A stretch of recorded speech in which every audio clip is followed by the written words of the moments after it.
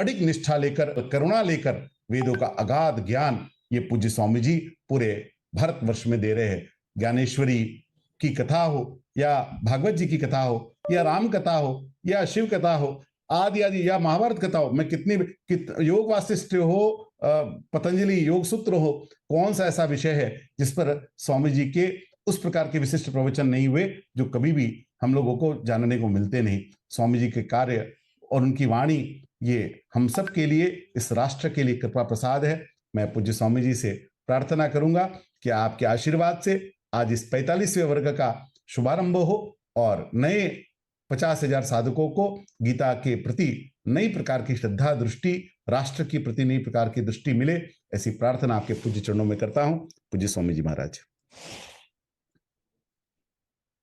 योगेशम सच्चिदानंदम वासुदेवम व्रजप्रियम धर्म संस्थापकम वीरम कृष्णम वंदे जगद्गुरुम। अभी मैं अपने देश की राजधानी दिल्ली में हूँ, लेकिन आज पूरा दिन मैं मथुरा जी में था और मथुरा जी में कृष्ण जन्मभूमि के न्यास की बैठक के लिए था। कृष्ण जन्मभूमि का अवलोकन करते समय, भगवान केशव देव की पूजा और उनकी वंदना करते समय मैं यही बोल रहा था कि गीता परिवार का यह जो विस्तार प्रभु ने स्वयं करवाया है, उस विस्तार के पीछे उनकी प्रेरणा और वस्तुतः जिन अत्यंत श्रेष्ठ संस्थानों का हम लोगों को लाभ हुआ है, उसमें गीता प्रेस है। गीता प्रेस के कल्याण का यह शताब्दी वर्ष है। अभी अभी ये कहा गया कि इतने सारे कथा विषय मेरे हैं और इन कथा विषयों के साथ साथ राष्ट्र की भावना, सनातन धर्म में समन्वय की भावना, ये सारी भावनाएं चलती रहती हैं। इसके मूल में जो जो अनेक बातें हैं, उसमें गीता प्रेस गोरखपुर का कृतज्ञता से उल्लेख करना मुझे आवश्यक लगता है। और हम सभी के ऊपर उनके साहित्य का अत्यंत बड़ा प्रभाव है और इसीलिए हम लोग एक सात्विक मार्ग पर चले हैं। और इस सात्विक मार्ग पर चलते समय स्वामी विवेकानंद की प्रेरणा लेकर के और हम लोग अपने स्वयं के जीवन को, अपने सामाजिक जीवन को, राष्ट्रीय जीवन को अधिकाधिक उन्नत बनाते हुए विश्व के मांगल्य की साधना करना चाहते हैं। हमारा यह कार्य एक आध्यात्मिक कार्य है, यह एक प्रभु सेवा का भक्तिमय कार्य है और इस कार्य में हमने कभी नहीं सोचा था इस प्रकार का यश भगवान हमें देते आ रहे हैं। हमने कभी सोचा नहीं था कि गीता परिवार learngita.com के माध्यम से वैश्विक परिवार हो जाएगा, लेकिन वसुधैव कुटुंबकम क्या होता है यह हम अपने स्क्रीन पर देख रहे हैं। क्या होता है भगवान का विराट रूप, वो तो अर्जुन ने देखा, लेकिन गीता का विराट रूप क्या होता है, गीता शिक्षा का विराट रूप क्या हो सकता है, यह हम सब लोग देख रहे हैं, अनुभव कर रहे हैं। और आपको बता दूं, जो भी संत महात्मा मिलते हैं, जिनका भी दर्शन करने का योग मुझे प्राप्त होता है, वे सभी के सभी इससे अत्यंत प्रभावित हैं, आह्लादित हैं और उनकी कृपा की वृष्टि हम लोगों पर होती रहती है। उनमें भी आज हमें प्राप्त हुए हैं वृंदावन के, आनंद वृंदावन धाम के अत्यंत श्रेष्ठ महात्मा पूज्य स्वामी श्री श्रवणानंद सरस्वती जी महाराज। उनको जब जब मैं याद करता हूँ, उनकी तो स्वयं की योग्यता अत्यंत श्रेष्ठ है ही और उनकी कथा का कुछ श्रवण करने का लाभ, संयोग भी मुझे प्राप्त हुआ। और मैं जब मेरे में ये संस्कार कैसे कैसे आए इसका विचार करता हूँ, तब जैसे गीता प्रेस को याद करता हूँ, संघ को याद करता हूँ, उसी प्रकार ब्रह्मलीन पूज्य स्वामी प्रातस्मरणीय श्री अखंडानंद सरस्वती जी महाराज, उनको भी निश्चित रूप से याद करता हूँ। वे स्वयं एक इतनी तरल प्रतिभा के धनी थे और इतने समन्वय में कुशल थे कि हम लोगों को लगता था उस समय कि स्वामी जी जैसी हमारी विकसनशीलता कैसे बढ़ेगी, वे हम कैसे उनके समान अपने निर्णयों को कर सकेंगे, कैसे उनकी भाषा हमें आ जाएगी। और जब जब भी मैं उनसे भी मिलता, अत्यंत कृपा पूर्वक वे मुझे मेरी समस्याओं से बाहर निकालते, सुलझाते और मार्गदर्शन करते रहते। उनका वात्सल्य, उनका प्रेम भाव, इसका मैं स्वयं ऋणी हूं। आज उनकी परंपरा का अपने सामर्थ्य से संवाहन करने वाले पूज्य स्वामी शरणानंद जी महाराज हम लोगों को उपलब्ध है। भगवत गीता का कार्य हम कैसे आगे बढ़ावे, इस बारे में उनका मार्गदर्शन हम लोगों को प्राप्त होगा। अभी अभी हमने जो देखा, कार्यकर्ताओं ने और गीता का अध्ययन करने वालों ने गीता के साथ कैसे कैसे प्रेम किया है, यह देख करके मैं दंग रह जाता हूं। हम गीता मैत्री मिलन का आयोजन करते रहते हैं। मुझे ऐसा लगता था कि गीता मैत्री यानी गीता को माध्यम बना करके हम लोगों की मैत्री, लेकिन इन लोगों ने गीता के साथ इतनी फ्रेंडशिप कर ली है और गीता के साथ इतनी मैत्री कर ली है कि गीता इनके लिए एक अत्यंत सुलभ सरल ऐसा ग्रंथ हो गया है। वास्तव में जितने प्रकारों से भगवत गीता का अध्ययन, जितने प्रकारों से भगवत गीता का पाठांतर अभी चल रहा है, न हमने कभी किया, न हमने कभी सोचा भी कि इस प्रकार का हो सकता है। ये आरोह क्रम और अवरोह क्रम, उसके साथ साथ ये अ, गीता विचक्षण में क्रमांक सहित बोलना, और उसमें तो आज जो नई विधा मैंने देखी है कि एक श्लोक अगला, एक श्लोक पिछला, फिर एक श्लोक अगला, फिर एक श्लोक पिछला। ये तो हमारे वेद पाठ में जिस प्रकार क्रम पाठ होता है, घन पाठ होता है, वैसा गीता के श्लोकों के साथ ये सुंदर खेल चला है। इसका परिणाम अपने आप अपनी बुद्धि में गीता के श्लोक बैठ जाते हैं पूरी तरह से, और बुद्धि जब गीता में हो जाएगी, गीता के भावमय हो जाएगी, तो अपने आप अन्य अनेक विषयों को उसमें घुसने का अवकाश नहीं रहेगा। इतना बड़ा सुंदर कार्य गीता परिवार का यह जो चला, उसके माध्यम से हम लोगों ने वीर कृष्ण को सबके सामने रखने का प्रयास किया। श्रीमद् भागवत की कथा तो मैं आए दिन कर रहा हूं, और 17वें वर्ष से भगवत श्रीमद् भागवत की कथा करने का सौभाग्य मुझे प्राप्त हुआ, वो तो मैं कर ही रहा हूं। और उसमें भगवान श्री कृष्ण के जो विविध रूप हैं, वे सभी के सभी रूप हम लोगों को ग्राह्य हैं, वे सभी के सभी वंदनीय हैं। लेकिन कभी कभी ऐसा हो जाता है कि किसी विशिष्ट रूप का बहुत अधिक प्रचलन होने के कारण दूसरे रूपों की ओर ध्यान नहीं जाता है। भगवान श्री कृष्ण माखन चोर तो थे ही, वे मुरलीधर तो थे ही, लेकिन वे केवल मुरलीधर नहीं थे, केवल माखन चोर नहीं थे, सुदर्शनधारी भी थे।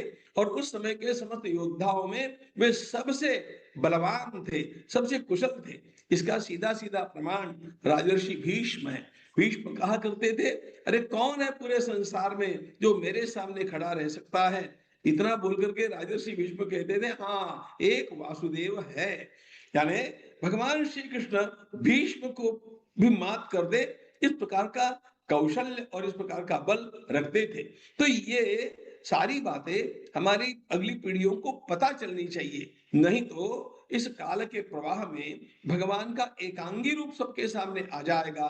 और दूसरी बात ऐसी भी है कि हमारे सभी आचार्यों ने समयानुकूल सिद्धांतों को आगे लाया। नहिते मुनियो भ्रांता सर्वज्ञत्वात् तेषाम। हमारे सभी मुनि सर्वज्ञ थे, सभी आचार्य सर्वज्ञ थे, लेकिन समाज की स्थिति को उस समय में देख करके, उस समय जिस बात की आवश्यकता है, वैसे सिद्धांत को प्रधानता देकर के उन्होंने आगे लाया, और उसी प्रकार का इंटरप्रिटेशन, उसी प्रकार का विश्लेषण लोगों के सामने रखा। आज शौर्य की आवश्यकता है, आज पराक्रम की आवश्यकता है, क्योंकि हम लोग 1000 वर्ष की दासता से मुक्त होने के पश्चात भी, और 70 वर्ष हमारी आजादी के गुजरने के पश्चात भी आत्मविश्वास संपन्न नहीं हुए। यह आत्मविश्वास निर्माण करना है। यह आत्मविश्वास ही देश के पौरुष को जगाएगा। इस देश का पौरुष जगेगा तो विश्व का मांगल्य होगा, और इसलिए विश्व के मांगल्यार्थ भारत को बलवान बनना चाहिए। भारत बलवान होने के लिए भगवत गीता का आलम्बन होना चाहिए। मैं तो बचपन से एक सूत्र लेकर के चला हूं, Vedas for classes and Gita for masses. ब्राह्मण बालकों को वेद पढ़ाओ और सब लोगों को गीता पढ़ा। इसमें अपने आप अपने धर्म की विद्या की रक्षा हो जाती है। इस प्रकार का यह कार्य भारत माता की सेवा के लिए और श्री भगवान की सेवा के लिए करते समय हमारे सामने केवल एक बात होती है। भगवान श्री कृष्ण ने जो 18वें अध्याय में कहा है, अध्येष्यते च यैमं धर्मं संवादमावयोः ज्ञान यज्ञेन तेनाहम् इष्टस्यामिति मे मतिः। जो कोई भगवत गीता का अध्ययन करेगा वो मुझे अत्यंत प्रिय लगता है, वो यज्ञ यज्ञ कर रहा है, और जो पढ़ाएगा वो तो मुझे और भी अत्यंत प्रिय लगता है। इसलिए हम लोगों ने भगवान श्री कृष्ण के प्रिय होने के लिए ये मार्ग चुना कि हम गीता पढ़े, गीता पढ़ाए और उसको यथासंभव जीवन में उतारने का प्रयास करें। इस मार्ग क्रमणा में आज इस हमारी धारा में एक अत्यंत श्रेष्ठ तीर्थ पर हम जब पहुंचे हैं तो पूज्य स्वामी जी महाराज का शुभागमन हुआ। पूज्य स्वामी जी महाराज अपने कौशल्य से, अपनी विद्वत्ता से, अपने सर्वांगीण व्यक्तित्व से सर्वत्र सुमधुरता से परिचित है, और आज उनका आगमन हम लोगों के लिए इस प्रचलित नूतन वर्ष के आरंभ में हो रहा है। ये शुभ घटिका है। मैं उनके लिए अत्यंत आभारी भी हूँ, ऋणी भी हूँ, उन्हें प्रणाम भी करता हूँ, और उनके इस प्रकार के मार्गदर्शन के लिए आकांक्षी भी हूँ। सभी के लिए जय श्री कृष्ण। स्वामी जी, हम धन्य हो जाते हैं जब भी आपकी वाणी का, इस ओजस तेज का हम श्रवण करते हैं, अनुभव करते हैं। आपसे प्रेरणा लेकर आज हजारों हजार गीता सेवी पूरे भारत में ही नहीं 180 देशों में ये सारी गीता का प्रचार कर रहे हैं। और आपकी प्रेरणा से गीता का प्रचार हर कर गीता हर गिर गीता ये करने के लिए सारे कार्यकर्ता संलग्न हैं, एकदम लगे हुए हैं। आज आपकी प्रेरणा से नए साधकों को बहुत ऊर्जा मिली है, और आपकी वाणी के प्रभाव से ये गीता का 45वां वर्ग भी अत्यंत सफल होगा, ऐसा हमारा विश्वास है। हम श्रवण करें पूज्य स्वामी जी श्रवणानंद जी महाराज, हमारे आज के मुख्य अतिथि, परम श्रद्धेय, परम वंदनीय, परम पूज्य श्रोत्रिय ब्रह्मनिष्ठ स्वामी श्री श्रवणानंद जी महाराज का स्वागत करना चाहता हूं। आप वृंदावन से पधारे हैं और 11 वर्ष की अवस्था में आपने अपने गृह का त्याग करके अपना जीवन समाज को, राष्ट्र को, धर्म को अर्पित किया। आपकी आरंभिक शिक्षा कैलाश आश्रम में हुई, विश्व प्रसिद्ध ऋषिकेश के कैलाश आश्रम में, और उसके बाद आप वृंदावन में वेदांत के अध्ययन के लिए परम श्रद्धेय, परम वंदनीय, प्रातः स्मरणीय स्वामी श्री अखंडानंद जी महाराज के सानिध्य में आ गए। स्वामी जी अखंडानंद जी महाराज का जो नाम है वो गत शताब्दी के जो सर्वश्रेष्ठ महापुरुष संत परंपरा भारत की है, वो हमारे पूज्य गुरुदेव भी और भारत के सभी संत स्वामी अखंडानंद जी महाराज को वेदांत के एक इस शताब्दी के पुरुष के रूप में देखते हैं। और उनके सानिध्य में आपने वेदांत का अध्ययन करके और समाज का कल्याण करने की इच्छा से अपना जीवन अर्पित कर दिया। आप केवल वाणी के धनी नहीं हैं, आपकी सेवाएं, वेद विद्यालयों का संचालन, धर्मार्थ औषधालयों का संचालन, अन्य क्षेत्रों का संचालन, धर्म प्रचार के लिए देश विदेशों की यात्रा, इस प्रकार आपका जीवन अत्यंत कल्याणमयी पूरे जगत के लिए समर्पित है। आपका संदेश तन से सेवा, मन से भगवत प्रेम और बुद्धि से भगवत विचार, यही जीवन की सार्थकता है। इस संदेश को लेकर आज लाखों शिष्य वर्ग आपके लिए सारा समर्पित रूप से काम करते हैं। इस देश की संत परंपरा में आप जैसे संतों के कारण ही आज धर्म की रक्षा होती है, और हम बड़े आनंदित हैं पूज्य स्वामी जी कि आज आपके आशीर्वाद, आपके आशीर्वचन हम सबको प्राप्त होंगे और आपकी कृपा से इस वर्ग का उद्घाटन हो सकेगा। मैं बहुत बहुत प्रणिपात करता हूं पूरे गीता परिवार के सभी कार्यकर्ताओं और साधकों की ओर से आपके चरणों में। आप अपनी पूज्य वाणी से हम लोगों को धन्य करें। हरि ओम। कृष्णाय वासुदेवाय देवकी नंदनाय च नंदगोपकुमाराय गोविंदाय नमो नमः। अनंत श्री समलंकृत संपूर्ण भारतीय वांग्मय के मनीषी विद्वान, हमारे गुरुकल्प पूज्य महाराज श्री को श्री चरणारविंदों में मैं बारंबार प्रणिपात करता हूं। उनकी यह हेतु की कृपा ये गीता परिवार का सदस्य बनाने के लिए हमारे जीवन में अवतरित हुई। अभी कुछ समय पहले गीता भवन में ऋषिकेश में कल्याण का शताब्दी महोत्सव मनाया जा रहा था। उस समय पूज्य महाराज श्री के श्री चरणारविंदों में मुझे बैठने का अवसर मिला और उन्होंने ये अनुग्रह किया और बताया कि ऐसा एक दिव्य परिवार है, उसमें आपको जुड़ना है। तो निश्चित रूप से हमारा भी यह सौभाग्य है। बचपन में गीता का स्वाध्याय करने का अवसर मिला, शंकर भाष्य मसूदनी टीका आदि का भी स्वाध्याय करने का अवसर मिला, किंतु सेवा में संलग्न हो जाने के बाद उधर हमारा ध्यान बहुत वर्षों से नहीं था। निश्चित रूप से भगवान गोविंद ही गुरु रूप में प्रकट हो करके और मुझे पुनः इस ओर अग्रसित करने के लिए ही मुझे इसमें जोड़ा गया है। निश्चित रूप से महर्षि के मार्गदर्शन में गीता का अवलोकन, गीता का स्वाध्याय, घर घर गीता, कर कर गीता पहुंचे, इसका प्रयास मैं भी करूंगा। पूज्य महाराज श्री अभी ने एक बहुत अच्छी बात कही हम लोगों को, संपूर्ण विश्व को इस समय भारत की आवश्यकता है। कारण क्या है? संपूर्ण विश्व में यदि कोई देश ऐसा है जो मां का रोल निभा सकता है, वो केवल भारत माता है। जैसे बालक को माता की आवश्यकता होती है, वैसे संपूर्ण विश्व को भारत की आवश्यकता है।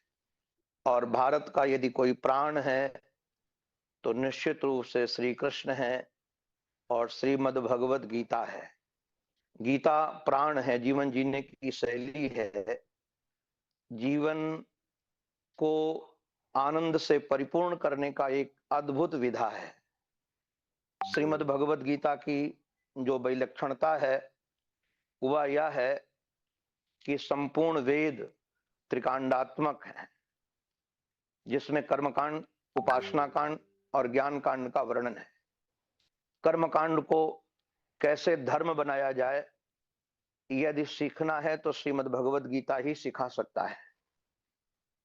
अपने अंतःकरण को पवित्र करके कैसे परमात्मा तक पहुंचा जाए, यह यदि कोई बता सकता है तो श्रीमद् भगवत गीता जैसा दिव्य ग्रंथ ही बता सकता है।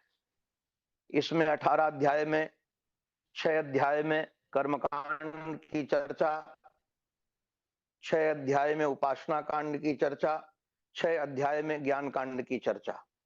आप इसकी विलक्षणता देखेंगे। कारण क्या है इसका, या आवश्यक हमारे लिए क्यों है? इसका अध्ययन, इसका मनन, इसका चिंतन हम सब के लिए आवश्यक इस बात के लिए है कि जैसे हमारे शरीर में पंच महाभूत लगे हुए हैं, तो निश्चित रूप से शरीर को पंच महाभूतों की आवश्यकता है। यदि शरीर को आकाश न मिले तो यह शरीर नहीं रहेगा, शरीर को वायु न मिले तो यह शरीर नहीं रहेगा, शरीर को अग्नि न मिले तो यह शरीर नहीं रहेगा, शरीर को जल न मिले यह शरीर नहीं रहेगा, शरीर को पृथ्वी का अंश न मिले तो शरीर नहीं रहेगा। क्योंकि इसमें पंच महाभूत लगे हुए हैं। वैसे इस शरीर के अंदर जो शरीरी है वो परमात्मा का अंश है। ईश्वर अंश जीव अविनाशी, चेतन अमल सहज सुख राशि। तो जैसे अंश अंश को अंशी से मिलना आवश्यक है, वैसे जीव को भी परमात्मा से मिलना आवश्यक है। यदि वह परमात्मा को नहीं जानेगा, परमात्मा तक नहीं पहुंचेगा, उसका कनेक्शन परमात्मा से नहीं होगा, तो वह सुखी नहीं रह सकता है। जैसे शरीर को शुद्ध रखने के लिए स्वस्थ आहार की आवश्यकता है, वैसे मन को परिपूर्ण बनाने के लिए, मन को सुखी बनाने के लिए सद्विचारों की आवश्यकता है। और जितने अद्भुत ढंग से गीता से हमको सद्विचार मिल सकते हैं, उतने संक्षेप में अन्य कहीं मिलने वाले नहीं हैं। भगवान श्री कृष्ण ने ध्यान रखिएगा, यह प्रवचन की शैली कहीं ऐसी जगह नहीं हुई है जहां अरण्य हो, एकांत शांत वातावरण हो, कोई संसार को छोड़ करके वैराग्य धारण करके पहुंच गया हो और उसको यह ज्ञान सुनाया जाए। यह गीता का ज्ञान ऐसे व्यक्ति को सुनाया गया है जो रणांगन में है और रणांगन से भागना चाहता है, वह सन्यास की ओर अग्रसित होना चाहता है, किंतु भगवान उसको उधर की प्रवृत्ति से रोककर निवृत्ति में लगाते हैं। और गीता का घोष दोनों सेनाओं के मध्य में है। एक व्यक्ति जो भागना चाहता है उसको जगा करके राष्ट्र की सेवा में लगाने के लिए है। तो निश्चित रूप से हर दृष्टि से देखा जाए तो यह गीता बहुत अद्भुत है। गीता की जो 4 बातें ध्यान देने की हैं, आप सब मनीषी लोग महर्षि के चरणों में बैठ करके गीता को श्रवण भी किए हैं, गीता के विषय में चिंतन भी करते हैं। आज मुझे भी बड़ा आश्चर्य लगा, जिस ढंग से गीता का पाठ हुआ है मैंने पहले कभी ऐसे सुना भी नहीं था, ऐसे कभी देखा भी नहीं था और ऐसा कभी विचार भी नहीं किया था कि गीता का इस प्रकार से भी पाठ हो सकता है, इस प्रकार से भी चिंतन हो सकता है, इस प्रकार से भी इसमें रमण हो सकता है, इस प्रकार से भी इसमें खेला जा सकता है। यह महर्षि के संकल्प का ही चमत्कार है, आप सब लोगों की लगन का चमत्कार है और भगवान के अनुग्रह का चमत्कार है। ध्यान देने की बात यह है, जीव और ईश्वर में यदि दूरी समझ में आती है, न तो उसमें देरी है न दूरी है। हमारे पूज्य गुरुदेव भगवान कहते थे, जो परमात्मा अभी नहीं वो परमात्मा कभी नहीं, जो परमात्मा यहां नहीं वो परमात्मा कहीं नहीं। अर्थात परमात्मा अभी है, यही है, इसी समय है, किंतु वह परमात्मा को हम देख क्यों नहीं पाते हैं, परमात्मा को हम जान क्यों नहीं पाते हैं? उसका एकमात्र कारण है पंच प्रवाह विद्या, अस्मिता, राग, द्वेष, अभिनिवेश। आप देखेंगे जीवन में जो अभिनिवेश है, अभिनिवेश का अभिप्राय होता है जो हम है नहीं वो अपने को हम मानकर बैठ गए। जैसे हम शरीर नहीं है किंतु शरीर को हम मैं के रूप में मानकर बैठ गए। भगवान है नहीं है, वासांश जीर्णानि। भगवान कहते हैं जैसे पुराना वस्त्र छोड़कर व्यक्ति नया वस्त्र धारण कर लेता है, वैसे ये शरीर छोड़कर हम दूसरा शरीर ग्रहण कर लेते हैं। तो निश्चित रूप से यदि हमारा मरण होता, ध्यान रखिएगा सबसे बड़ा भय किस बात का है, हमारे मरने का भय। तो यदि हमारा मरण होता तो फिर दूसरा शरीर किसको मिलता, दूसरा शरीर को कौन धारण करता? तो निश्चित रूप से जीव का कभी मरण होता ही नहीं। अगर यह बात हमारे आपके चित्त में बैठ जाए तो निश्चित रूप से हमारे जीवन में अभयत्व आ जाएगा। दूसरा कारण संसार में राग और द्वेष का है। राग भी दुख देता है, द्वेष भी दुख देता है। राग द्वेष की निवृत्ति के बगैर, ध्यान रखिएगा, व्यक्ति कोई सुखी हो सकता नहीं है। और राग द्वेष के बगैर भी युद्ध किया जा सकता है, राग द्वेष के बगैर परिवार चलाए जा सकते हैं, राग द्वेष के बगैर संस्था चलाई जा सकती है। ये हम गुरुजनों से सीख सकते हैं। तो राग द्वेष की निवृत्ति कैसे हो ये गीता सिखाता है। भगवान का स्वरूप क्या है ये हमें गीता बताता है। और ब्रह्मात्मय के बोध कैसे होगा ये हमको निश्चित रूप से श्रीमद् भगवत गीता बताता है। तो हर दृष्टि से हमको परिपूर्ण करने वाला श्रीमद् भागवत महापुराण, जिसका भाष्य, ध्यान रखिएगा, जिसका भाष्य है, आज जगह जगह पर लोग श्रीमद् भागवत महापुराण की कथा कहते हैं, सुनते हैं, अनुष्ठान करते हैं, किंतु उसका जो मूल है, जिसका भाष्य श्रीमद् भागवत महापुराण है, उस मूल का नाम है श्रीमद् भगवत गीता। ये श्रीमद् भगवत गीता श्रीमद् भागवत महापुराण का निश्चित रूप से मूल तत्व है उसका। उसी को लेकर वेद व्यास जी महाराज ने 18,000 श्लोक लिखे, उसमें जो वर्णन किया गया है। और महर्षि ने एक बात निश्चित रूप से आज कही, पहले भी मैंने महर्षि के मुख से सुना था कि वीर कृष्ण की आवश्यकता है।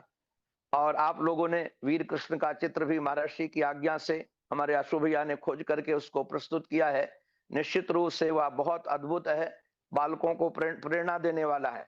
मुझे ऐसा लगा कि भगवान श्री कृष्ण वीर भी हैं, धीर भी हैं, गंभीर भी हैं और उनकी गीता निश्चित रूप से हमारी समीर भी है। यदि गीता समीर न हो, प्राण न हो, तो कौन जीवित रह सकता है? भगवान वीर हैं, धीर हैं, गंभीर हैं, और उनकी गीता ये सुंदर सुगंधित समीर है, प्राणमय समीर है। इस प्राणमय समीर में ही अपने को अवगाहित करना है। निश्चित रूप से जितने महापुरुष हुए हैं, उन सब के जीवन में गीता की कहीं ना कहीं स्थापना अवश्य है, गीता के प्रति उनका समर्पण अवश्य है।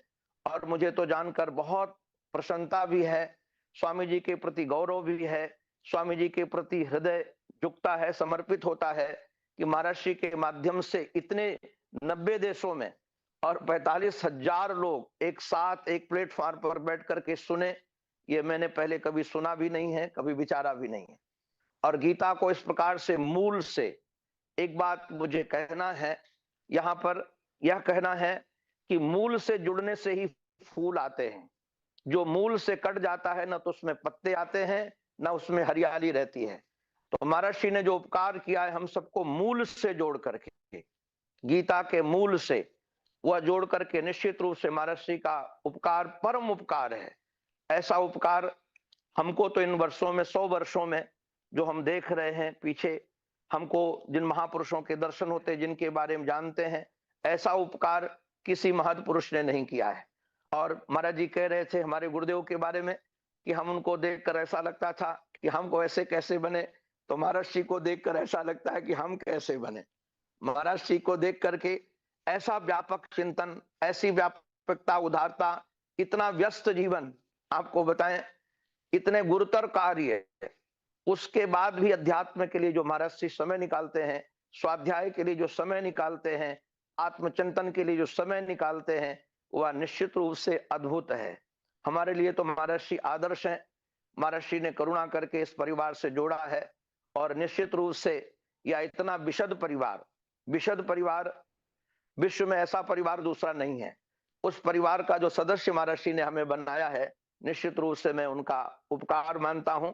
और आप सब संपूर्ण गीता परिवार के लोगों को बारंबार जय श्री कृष्ण बोलता हुआ, आशु भैया को धन्यवाद देता हुआ, बस यही निवेदन है कि जैसे शुद्ध वायु हमें जीवन देती है, दूषित वायु हमारा जीवन ले सकती है, प्राण व दूषित हो जाएंगे, ऐसे शुद्ध गीता हमारे जीवन में विशुद्धता प्रकट करेगी, परमात्मा से प्रकट कर देगी मूल, जो महाराज जी दे रहे हैं। नहीं तो आजकल समाज में गीता के संस्कृत भाषा के लोग जानकार न होने के कारण कई लोगों ने अर्थ का अनर्थ कर दिया है। मैं गीता का अध्ययन करता हूं कई बार, तो आश्चर्य लगता है कि किसी दृष्टि से अर्थ हो ही नहीं सकता मूल संस्कृत का। अब लोग मूल संस्कृत जानते नहीं है, और उससे समाज विखंडित हो रहा है। उससे जो खंड नहीं होना चाहिए, अखंड होना चाहिए समाज। भगवान श्री कृष्ण अखंडता के प्रतीक हैं, वह खंड, उनकी वाणी को लेकर जो खंड खंड कर दिया जाता है, महाराज जी का यह सत प्रयास संपूर्ण समाज को जोड़ने के लिए है, और ये अद्भुत है। मैं तो जिस दिन से महाराज श्री के मुखारविंद से श्रवण किया था, उस दिन से उत्साहित था।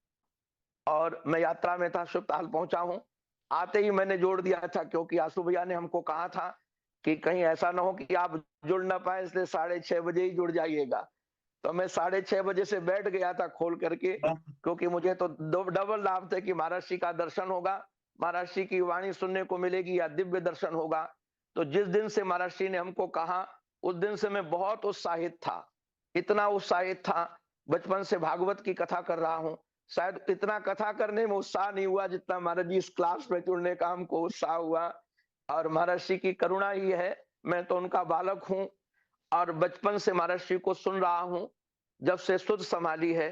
तो हमारे तो गुरु कल्प हैं। मैं महाराज जी को बारंबार वंदन करता हूं, और चरणों में प्रार्थना करता हूं कि यह गीता हमारे जीवन में भी उतर जाए, यह गीता हमारी केवल वाणी में न रहे, हमारी क्रियाओं में उतर जाए, हमारे जीवन के चिंतन में उतर जाए। और महाराज जी आपके जीवन में वह है, आपके आशीर्वाद से ही संभव हो सकेगा। तो मैं महाराज जी को बारंबार वंदन करता हुआ, संपूर्ण इस दिव्य गीता परिवार को बारंबार जय श्री कृष्ण बोलता हुआ, वंदन करता हुआ, मैं अपनी वाणी को विराम देता हूं। नारायण नारायण नारायण नारायण। विद्वता का, विनम्रता का अद्भुत संगम आप वाणी सुनकर मिट गए हृदय के संताप। धन्य हुए हम पाकर यह सत्संग विशेष, चरणों में नमन करें हे यतिवर अशेष, चरणों में नमन करें हे यतिवर अशेष। आज आज आपकी वाणी सुनकर मैंने तो कभी स्वामी अखंडानंद जी महाराज के दर्शन कभी करने का भाग्य हुआ नहीं, क्योंकि मेरी आयु तब नहीं रही होगी, लेकिन आज आपके रूप में हमने उनकी अनुभूति की, ऐसा मेरा निज अनुभव है।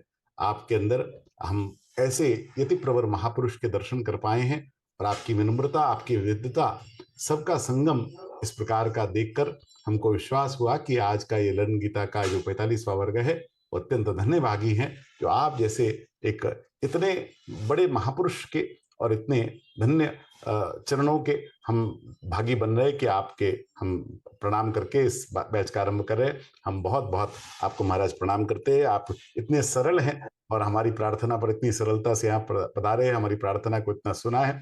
मैं बहुत धन्य भागी महसूस करता हूँ कि आप जैसे यति प्रवर के दर्शन मिले। बहुत बहुत प्रणाम महाराज जी, बहुत बहुत प्रणाम।